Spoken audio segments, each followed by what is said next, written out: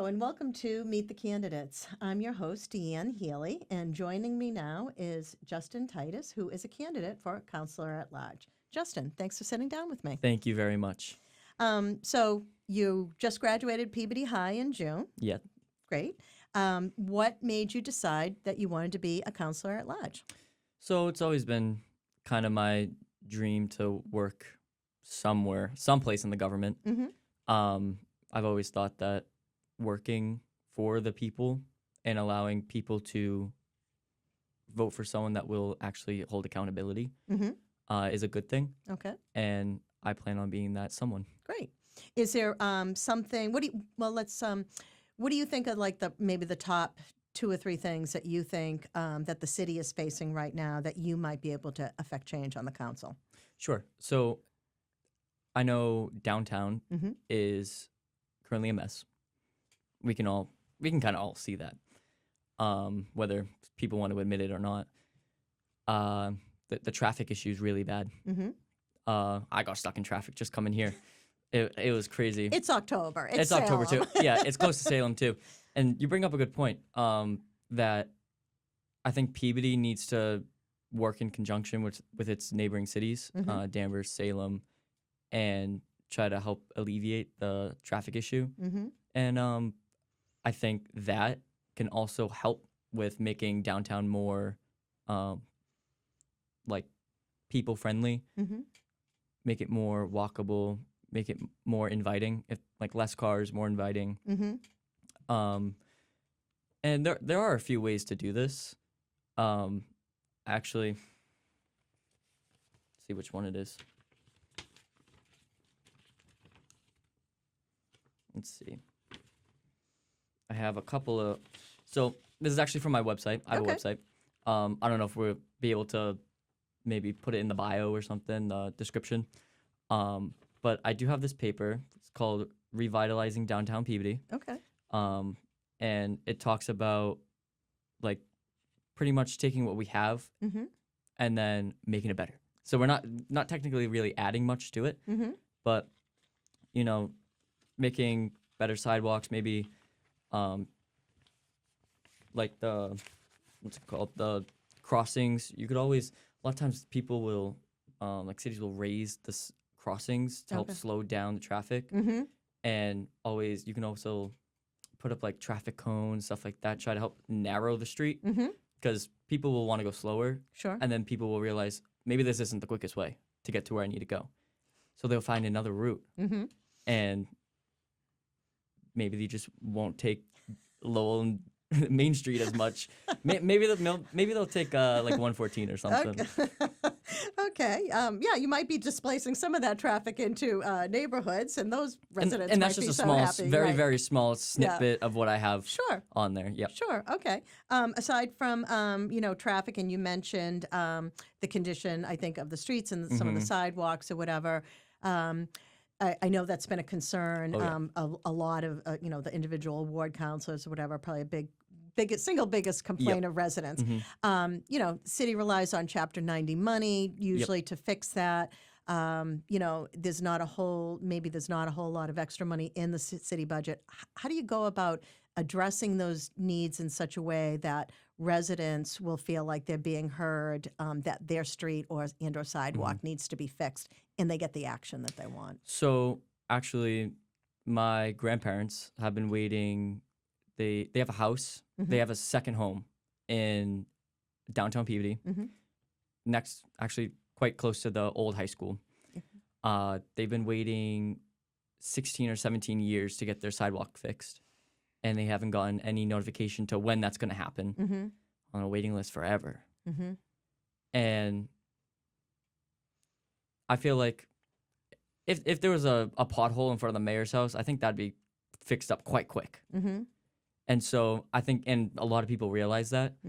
And so I think, like I said before, accountability is a big thing, and following a type of etiquette for the people of Peabody, the citizens of Peabody, Peabody, always Peabody, right? I think making sure that the citizens of Peabody are always coming first, no matter who they are. Right. And I don't know, the people in charge and stuff, if you can, I don't know, fire them or something, get new people in if they're not following the correct way or whatever. Because I see all the time. There's a street right now. I live on Dublin, and there's a street Shannon and Antrim. It's getting dug up like crazy right now, which I mean it kind of needed to, but why is that getting done but not some other streets? Like, what's the exact protocol going on here, and what's not being followed? Should we look into that? I think so. Right. So that you actually bring up a really good point, and I think we've heard this a lot, especially in this election season, is that the communication. Residents don't feel either that they're being heard or they don't know how to communicate with City Hall, or information's not coming back down. So the fact that you say, your grandparents have been waiting for 16 years, they should know why, Yeah. right? How would you address that? Like, how can we improve upon that communication between residents and City Hall so that they feel like they're getting the answers that they need? Yeah. Well, I think Peabody Access Television is a great thing that we have. I'm afraid that not many people have cable anymore. And, well, with less cable, the less money that they're getting, the less funding. So it's kind of a downward spiral. It's like a positive feedback loop. Right. And so another big thing is, I think you could always do like texts. I know you're able to send out like mass texts and stuff. I don't know if we have like a whole. I mean, if we have like birth certificates of everyone, I would assume that we have the phone numbers of people that live in Peabody. But send out text messages of what's happening. Right. I doubt it costs any money or really any time. You could put AI to do it at this point. It's not like it's taken away a job if you do AI.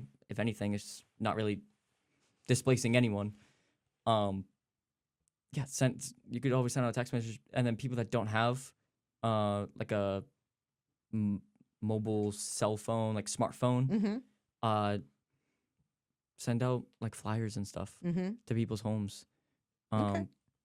Yeah, if we're like, because I feel like the people that don't have a smartphone are the people that are going to be reading the newspaper. Throw it in the newspaper. Right. Right. I assume you've probably been out knocking on doors, talking to residents and everything. What are you hearing from them that their biggest concern with the city is? I would say, actually, what we just probably talked about, they don't really know what's going on. Okay. It's just kind of like they're two separate things, right? There's citizens of Peabody and then Peabody itself. They feel so separated from Peabody. And unfortunately, I've heard a lot that a lot of people aren't proud to be from Peabody. Okay. There's no pride. We scream Peabody pride all the time.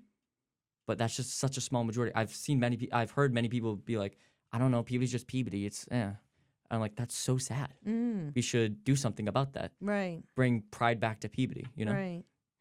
Okay.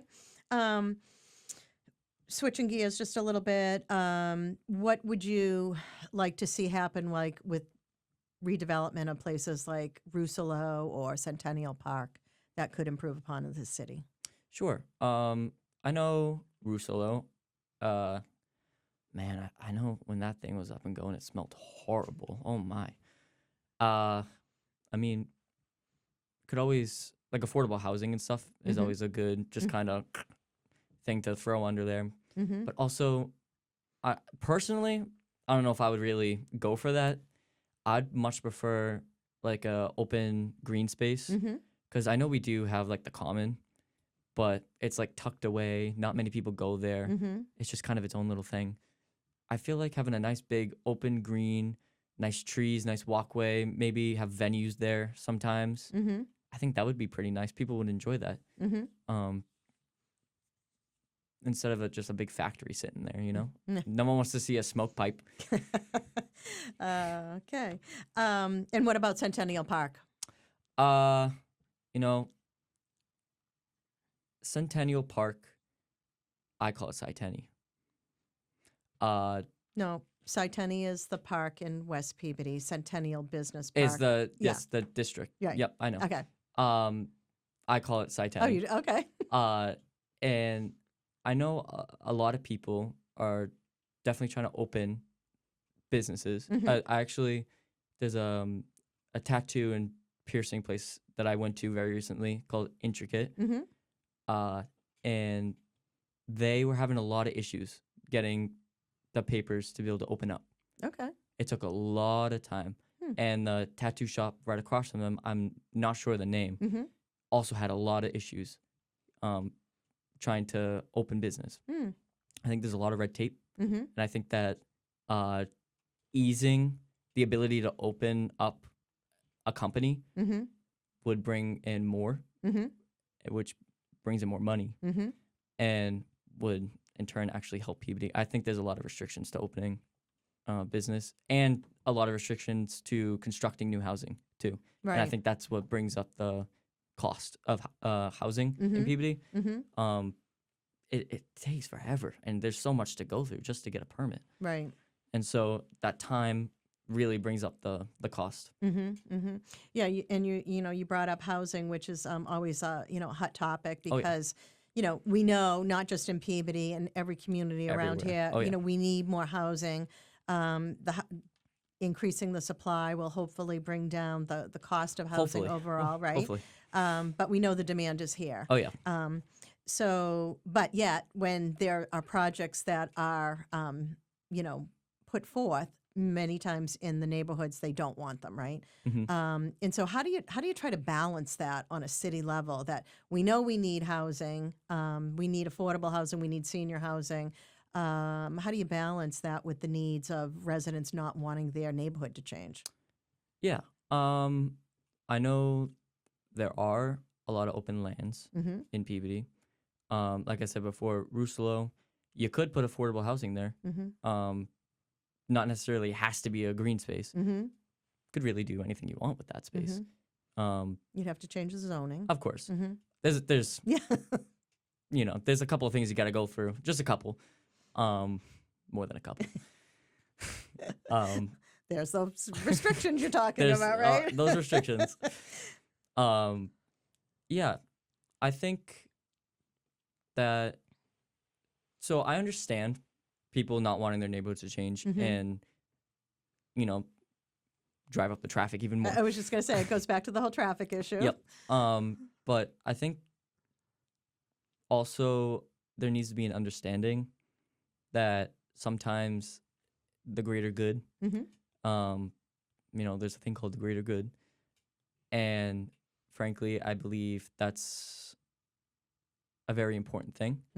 And I think people need to almost think about the people coming in to Peabody and why they're coming. And I think having, even if it's, like I said, affordable housing, instead of like these big, huge, oh my God, the big houses they're putting up are crazy. Bringing more people in and stuff, I think it's a good thing.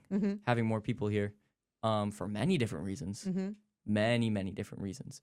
But then maybe, go up Bartholomew right off of Linfield Street, that whole project going on, it looks pretty nice to me. But how many people are moving in there? Right. Can people afford that right now? I don't know. And so I think also as a culture, we kind of need to scale back a little bit. And this is like a nationwide type thing. So it's not specifically like Peabody or just Massachusetts. These big, huge houses, necessary? Yeah, I think it's a big cultural thing. Yeah, I read an article recently on how the housing has increased over the last 40 years. Just because there was this small little invention back in, I think it was the 80s, where it's literally just two metal plates that come together like this with little holes to put the screws in so that they're able to make the roofs bigger and so make the houses bigger. And then people were like, oh, you can make the houses much bigger. I want a bigger house now. Oh, interesting. I haven't heard that before. Yeah.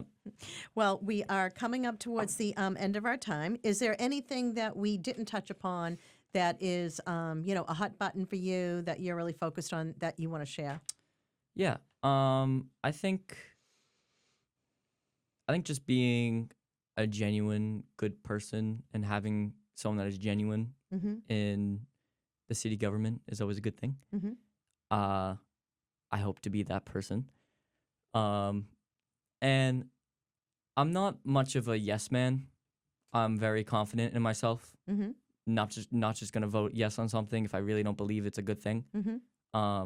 I'm gonna go by what the citizens of Peabody want. Mm-hmm. I know this happens more on like a federal basis or a state basis, but a lot of times people get elected and they go based off of their own preference, Mm-hmm.